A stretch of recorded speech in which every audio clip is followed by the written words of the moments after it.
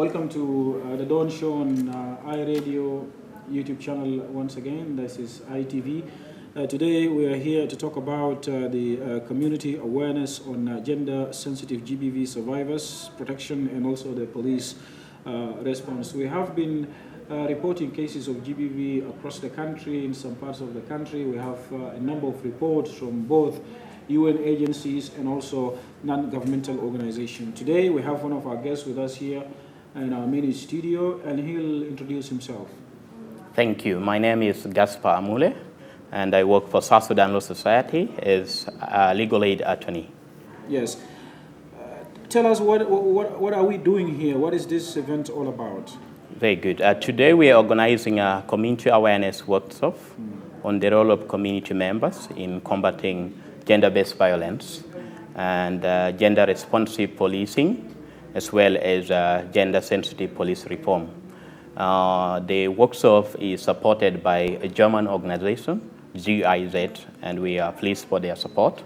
And part of this project includes training for police members for them to better understand how to address gender-based violence, considering that gender-based violence mainly affects women in South Sudan.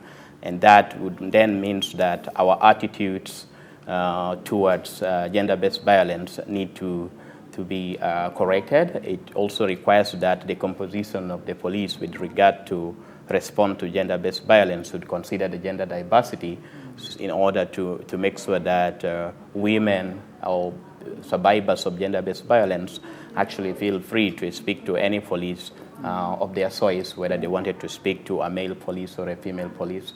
So that is important in combating gender-based violence. Right, and Gaspar, you mentioned something very important, the perception and the attitudes of people towards GBV. What were you referring to? Can you explain more? It's important to note that South Sudan is a patriarchal society. That's a society that is mainly male-dominated.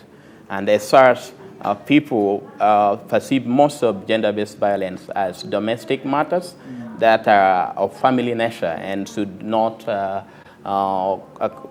include the public in addressing it. So they, for example, consider a fight between a woman and a man as a domestic matter that happens between a wife and a husband, and it's not considered as a crime. Even if the woman is badly beaten, they still consider it as a part of a discipline in the community, in the family setting.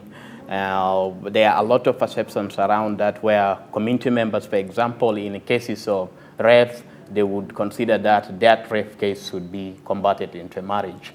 So there are a lot of perceptions that are not in keeping with the rights of women and girls. Right. And that's what I'm meaning by gender perceptions. And that means that since our police comes from the same community, they might be having the same perceptions, and that may hinder their interpretation of the law and application of the law. Right, and on this, Gaspar, do you as a South Sudan Law Society, do you have any records, do you have any statistics of, let's say, survivors of GBV cases in South Sudan? Have you been documenting some cases? Yes, we have been documenting cases, but our documents are quite limited considering our field locations. We only have a limited field locations in Juba, Yei, Torit, and Wau. And our estimates is in every year we receive cases around 100 to 300 cases of gender-based violence. Where, in which parts of the country, and how do you document them? In our field locations, it's usually documented by survivors reporting to us and partners also reporting cases of gender-based violence. So these are cases that we actually have handled them, and then we include them in our documentation. Across the country, can you give us some examples of the states? Yes, we have been in Yei, that is in Central Equatoria State. We have in Eastern Equatoria State. Our office in Torit is also documenting, and Western Bahar Ghazal in Wau. Yes. So the number you've given us, you're talking about this year or last year, or that's general? That's last year. It varies with a difference of around 100 from a year to another. But what I would actually say that we have observed that gender-based violence is still on the increase. We haven't seen a reduction in the number. Right, and when you document such cases, what's next? What is the next step do you take? Do you, for instance, submit the report to other organizations or UN agencies that deals with the GBV cases in the country? Do you submit this report, for instance, to the authorities, to the government? How can the survivors be healed after your reports? Yes, we are part of what we call gender-based subcluster, GBV subcluster, and that is a come together of different actors, including government-relevant institutions, UN agencies, and international and national organizations working to address gender-based violence. So we share these reports with the partners in these clusters. We are also part of the protection cluster, which is a general protection cluster, and we are part of the child protection cluster. Right. So these clusters bring together all stakeholders, and we share these reports together, and we see how we address these cases. Right. And Gaspar, briefly talking about the issue of the perception. You earlier talked about the police.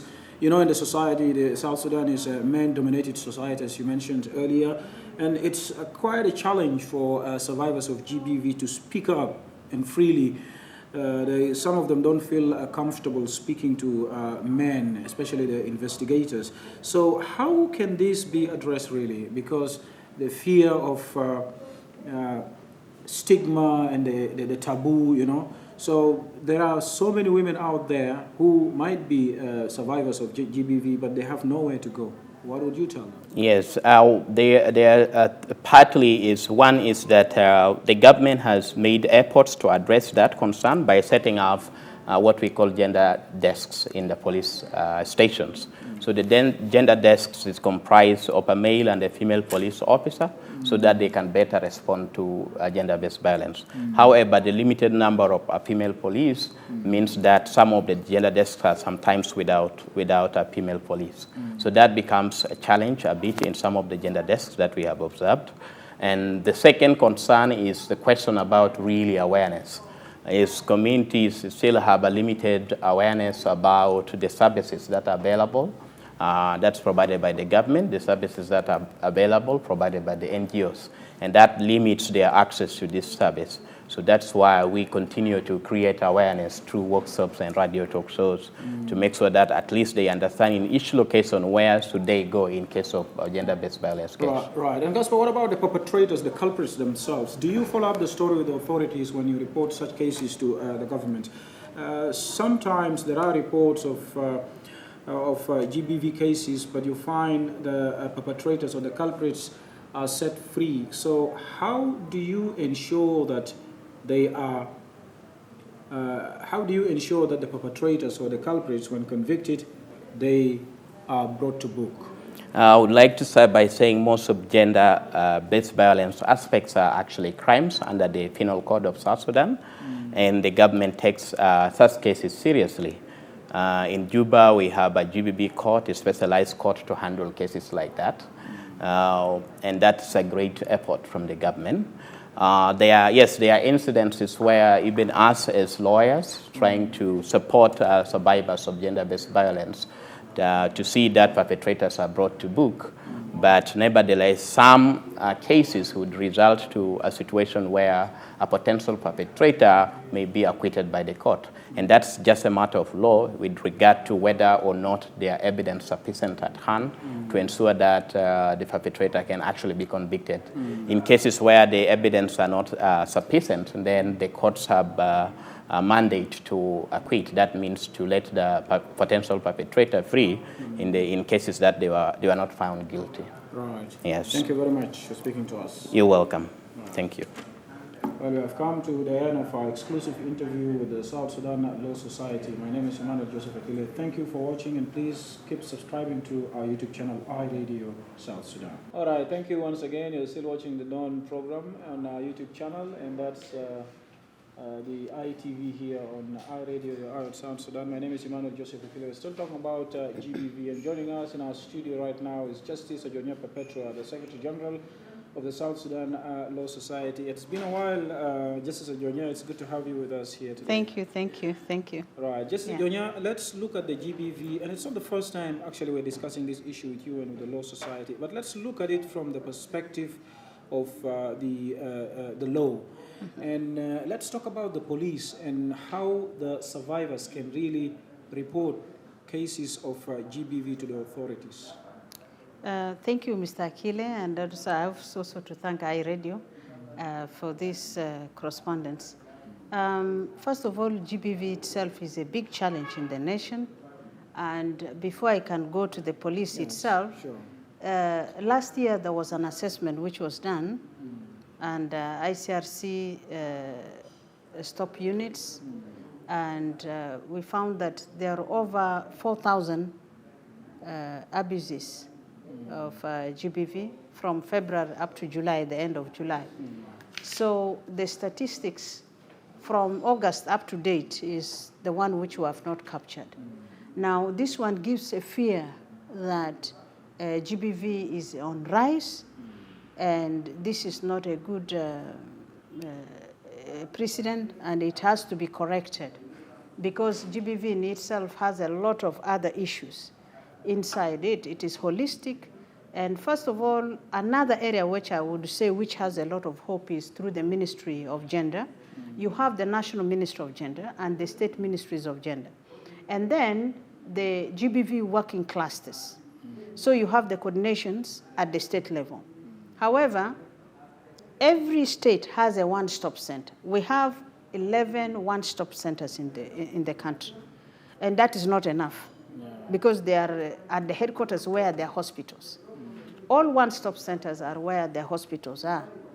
And the holistic approach in all one-stop centers with the support of UNFPA is that you have the lawyers inside the center, you have the legal, the counselors themselves who are inside, you have the medical doctors, so that every GBV case straight is looked into medically, and then counseling process begins and the legal process begins if the victim or the survivor would wish to pursue also the legal stand. And that is for those who are adults above 18 years who have status of the mind where they can make a decision. But abuses which are done to children, it doesn't need the consent of the child first to go legal. And that's where we enter in, because we need to protect the children. Coming to the police, particularly this training today, awareness is for the police, where the GBV rescue begins from. And the police is supposed to know, first of all, there are desks, the gender desks at the police stations. The challenge here is only that they already trained police officers or police personnel in the gender desk. And how to handle cases of GBV. There are some who are trained. But the issue is when partners support them at the desk, suddenly the leadership will change them away from that location of the desk. And that is very absurd. After being trained. After being trained. And when then the desk and the coordination is going well, they are also changed, and some people are brought raw. So that's a big challenge, because you need to have people whom you have to be consistent with so that the process becomes durable and sustainable. And that is the biggest challenge. But each police station has a desk for GBV. Now, whether or not it's been appropriately managed, it comes to the human resource. Many of the survivors or the victims of GBV have been reporting to the police.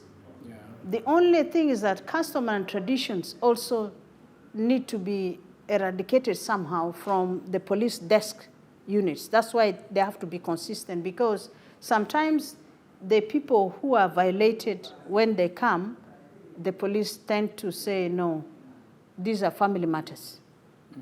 If your teeth is removed or something happened, these are family matters, they should be settled at home. That falls under the customary law? It falls under customary law, because they would wish sutra, they want some things to be kept in the house. But the one kept in the house is the one bringing death and by violation. And this is where we need a lot of capacity issues for the police. What else do you think needs to be done here apart from capacity? Do you think capacity building can really address this? Looking at the tradition, as you said, the norms and the culture of South Sudanese communities, it's bigger than the capacity building, right? Well, if the human resource, their capacity is built, that component of the custom is not the right thing to do when you're protecting survivors of GBV.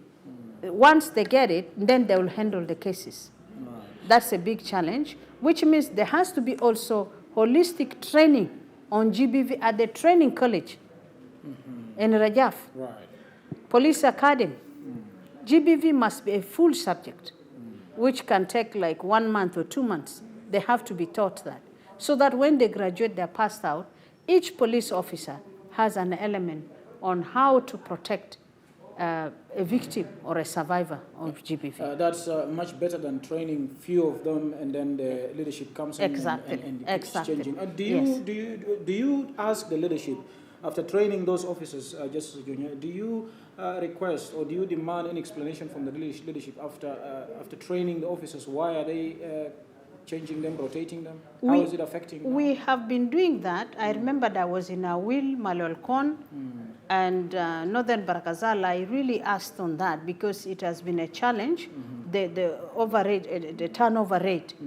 They train them and they're taken away. They train once they have a relationship with the partners, the few transports and all, they're taken away. Did they take them to another police station, for instance, maybe to another gender desk somewhere? The head of the police in that particular area will choose another person. And do you train them again, the new officers? And which is a challenge because we train them on program. So it's not also you to choose and say, we're taking this one away and then leave. It gives a gap. Yeah, it leaves a gap. But the holistic way is one, to entrench the GBV into the curriculum of the police academy. It has to be entrenched. Once it is entrenched, it has to become compulsory subject, mainstreamed. Yeah, and just, Ajonye, there's this issue of survivors, women and girls. They tend to fear to speak out to male officers, for instance, men. And you know, when someone is surviving a certain case of GBV, it traumatizes them. So they feel uncomfortable speaking to fellow men. So what do you think can be done here? There is a lot. One, the Ministry of Gender has counselors. Normal for the one-stop centers, they give them. Number two, the officers in church, that's why I'm saying we are not happy when you change them anytime you want, because those we train are the ones who know how to talk to the women and the girls who are being abused. And I just wanted another perception also. GBV is not only the women. Actually, we have cases of boys being abused by boys sexually. Even men abusing boys, though they are few. And there are women abusing boys also, right? We have not got that statistics Okay. yet. Yeah, we have not got it. Yeah, but it is possible. It's called actually an indecent assault, which unfortunately in our penal code we don't have it. But it's possible. But we have not registered that. But we have registered boys abusing boys or men abusing young boys. They are very few, but they're real. What do we now expect from this workshop, if you can conclude, Justice Ajonye? And maybe what are the expected outcomes? And this is not the first time you're conducting such workshops. It has been happening. But what makes this one different? And what do you want to send, like a piece of message, a piece of advice to the public out there? One, to me, this one is very important because it is gearing to the police alone. Though we are doing it for Juba, to the police unit, so that the police corrects also within its own organization and then also gets the capacity itself and know what is happening and how they evaluate themselves also as a police unit. How have they been performing? And as far, because it is holistic. For GBV to succeed, it has to be holistic. You have the police, you have the prisons, even the ones who are already sentenced. How do the prison officers handle the GBV survivors because of the psychosocial? And another thing is, it is like adding fire onto, or you dig, you dig more wound, is that the whole country, actually most of the population looks mentally disturbed, okay, because of the long duration of the war. You may say you're okay, but then there are areas where you could not be okay. So GBV is actually adding on to. So we all need psychiatrists. So much, the whole country. And that's why we have changed our approach in training for leadership. Right. We make sure the psychosocial and post-traumatic is one of the package for you to go home with, so that you understand the human brain. Why is somebody behaving like that? And what could have happened? And then knowing that will make you handle them well. And the same for this department in the police. Police ought to know. And that's why this particular training is very unique, because at the end they have to know why is somebody. You don't just say, you girl, you are raped because you are put on a short dress. What made her to put on a short dress? Let's concentrate on her treatment and get the culprit first, and then we shall talk also about the short dressing. Right. Okay?